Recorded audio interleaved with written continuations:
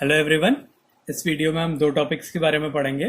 पहला linear magnification of lens और दूसरा होगा टोटल इंटरनल रिफ्लेक्शन। तो पहला देखते हैं लीनियर मैग्निफिकेशन ऑफ लेंस। तो मैग्निफिकेशन क्या होता है? ये इमेज और ऑब्जेक्ट की साइज का रेशियो होता है। It is the ratio of size of image to size of object. It is the ratio of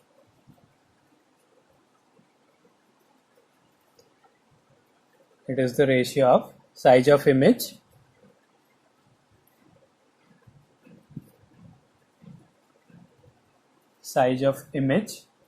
to size of object। तो इमेज और ऑब्जेक्ट के साइज का रेशियो जो है वो लीनियर मैग्निफिकेशन कहलाता है। इसको स्मॉल m से रिप्रेजेंट करते हैं। m equals to size of image को कैपिटल I लिख देते हैं, साइज ऑफ ऑब्जेक्ट को कैपिटल O लिख देते हैं। तो ये है मैग्निफिकेशन। इसके न्यूमेरिकल करते टाइम भी साइन कन्वेंशन का यूज करना पड़ता है। अब अगर कॉन्वेक्स लेंस है, फॉर कॉन्वेक्स लेंस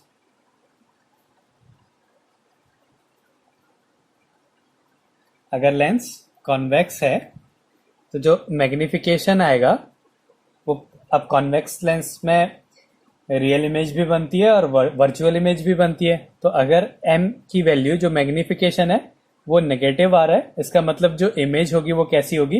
रियल और इन्वर्टेड होगी। रियल एंड इन्वर्टेड इमेज होगी। और अगर m की वैल्यू पॉजिटिव है तो जो इमेज होगी वो वर्चुअल और इरेक्ट होगी। Virtual and erect. तो मैग्निफिकेशन के साइन से भी हम ये बता सकते हैं कि जो इमेज है वो कैसी होगी, उसका नेचर कैसा होगा। अगर मैग्निफिकेशन नेगेटिव है कॉन्वेक्स लेंस के लिए तो इमेज जो है रियल और इन्वर्टेड होगी। अगर पॉजिटिव है तो वर्चुअल और इरेक्ट होगी। ऐसी कॉन्केव लेंस के लिए, फॉर कॉन्केव लेंस, अगर कॉन्केव लेंस है तो इमेज हमेशा वर्चुअल और इरेक्ट बनती है। और वर्चुअल और इरेक्ट के लिए जो मैग्निफिकेशन है वो कैसा आएगा? पॉजिटिव आएगा। तो कॉन्वेक्स लेंस के लिए मैग्निफिकेशन नेगेटिव और पॉजिटिव दोनों आ सकते हैं, लेकिन कॉन्वेक्स लेंस के लिए मैग्निफिकेशन हमेशा पॉजिटिव आएगा। इसका मतलब है इमेज कैसी होगी? वर्चुअल और इरेक्ट होगी। Virtual and erect. तो ये इसका नेचर होगा।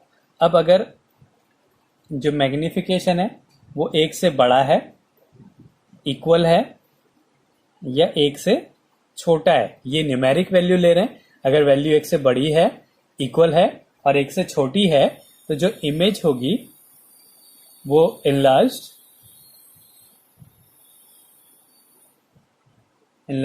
Same size and smaller than object, smaller होगी रिस्पेक्टिवली।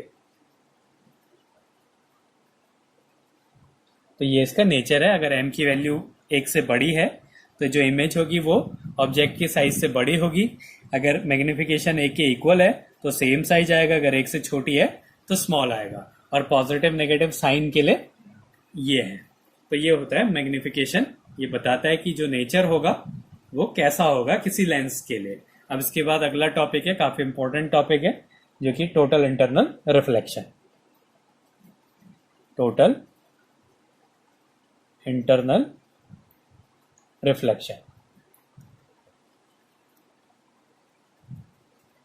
अब टोटल इंटरनल रिफ्लेक्शन क्या होता है, इसकी कंडीशंस क्या होती हैं? तो पहले इसको डायग्राम से देखते हैं। माना ये एक इंटरफेस है जो कि दो मीडियम्स को सेपरेट कर रहा है। ये ऊपर वाला जो मीडियम है, ये जो नीचे है जो मीडियम, ये डेंसर मीडियम है, और जो ऊपर है वो रेयरर मीडियम है। अब ये अगर हम इस सरफेस पे एक परपेंडिकुलर ड्रॉ करें तो ये नॉर्मल हो गया। अब जो इसकी कंडीशन होती है, ये इसकी पहली कंडीशन क्या होगी कि जो रे होगी वो हमेशा डेंसर मीडियम से रेयरर मीडियम में जानी चाहिए। तो क्या होगा, जैसे अगर हमने एक रे को भेजा, ऐसे गई, ये डेंसर मीडियम से रेयरर मीडियम में जा रही है, तो ये बैंड हो जाएगी अवे फ्रॉम द नॉर्मल, तो ये बैंड हो गई इस तरीके से, ये ऐसे चली गई। ये पहला था, पहली कंडीशन। इस एंगल पे अगर हमने उसको इंसिडेंट करा, अब हमने क्या करा, एंगल ऑफ इंसिडेंस को थोड़ा और बढ़ाया, तो ये सेकंड केस लिया, तो ये और ज्यादा बैंड हो जाएगी, ये और बैंड हो गई, ये सेकंड केस हो गया। फिर हमने एंगल ऑफ इंसिडेंट को बढ़ाया,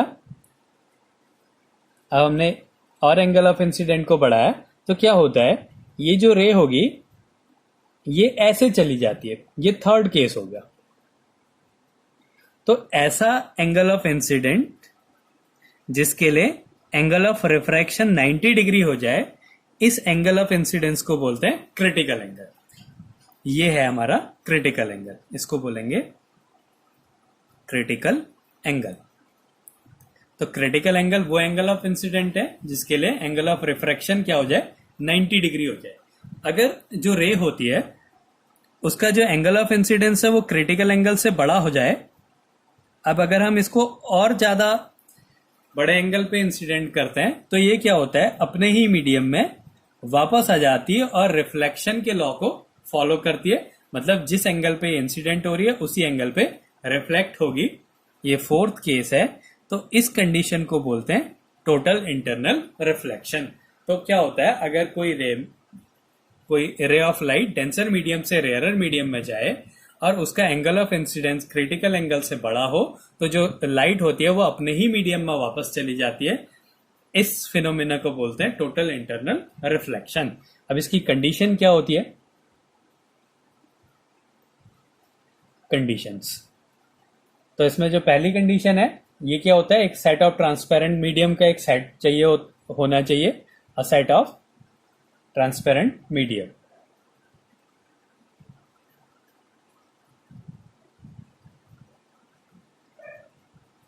एक ट्रांसपेरेंट मीडियम का सेट होना चाहिए। दूसरा, जो लाइट है वो हमेशा डेंसर मीडियम से रेयरर मीडियम में जाएगी। लाइट ट्रेवल्स फ्रॉम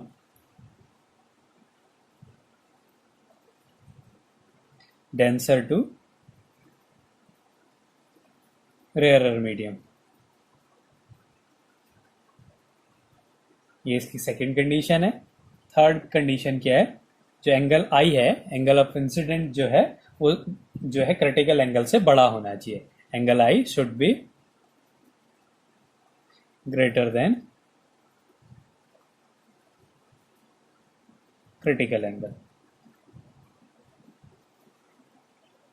तो अगर angle of incidence critical angle से बड़ा हो तो वहां पे क्या होता है, लाइट अपने ही मीडियम में वापस चली जाएगी। इसको कहते हैं टोटल इंटरनल रिफ्लेक्शन। और क्रिटिकल एंगल वो एंगल ऑफ इंसिडेंट होता है जिसके लिए एंगल ऑफ रिफ्रैक्शन कितना हो जाए, 90 डिग्री हो जाए। तो अगला इसमें हेडिंग है critical angle. Critical angle, it is the angle of incidence. It is the angle of incidence for which angle of refraction is 90 degree.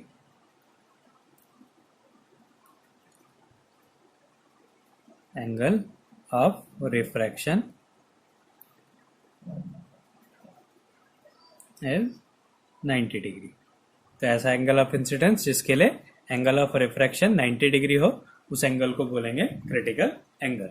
अब अगर हम स्नेल्स लॉ देखें तो होता है sine i upon sine r equals to n1 upon n2। अगर ये second medium है और ये फर्स्ट मीडियम है तो ये क्या हो जाएगा, n1 अपॉन n2। जो बैंड करता है उसको ऊपर लिखते हैं, तो ये हो गया n1 अपॉन n2। अब जो एंगल ऑफ इंसिडेंस है वो क्रिटिकल एंगल अगर हम मान लें तो साइन सी अपॉन, इसके लिए एंगल ऑफ रिफ्रैक्शन क्या होगा, 90 degree. Sine 90 equals to n1 upon n2। तो यहां से क्रिटिकल एंगल की वैल्यू क्या हो जाएगी, sine c equals to n1 upon n2। तो ये क्रिटिकल एंगल का फॉर्मूला है। तो इसको बोलते हैं टोटल इंटरनल रिफ्लेक्शन। इसकी काफ़ी एप्लीकेशंस होती हैं। जो डायमंड का जो साइन करता है वो टोटल इंटरनल रिफ्लेक्शन से करता है। ऑप्टिकल फाइबर्स में टोटल इंटरनल रिफ्लेक्शन होता है। ऑप्टिकल केबल जो होती है उसमें टोटल इंटरनल रिफ्लेक्शन से ही जो सिग्नल है वो ट्रांसमिट होता है। ऐसे ही काफ़ी यूज़ होता है टोटल इंटरनल रिफ्लेक्शन का। तो ये दो टॉपिक्स थे, लीनियर मैग्निफिकेशन और टोटल इंटरनल रिफ्लेक्शन।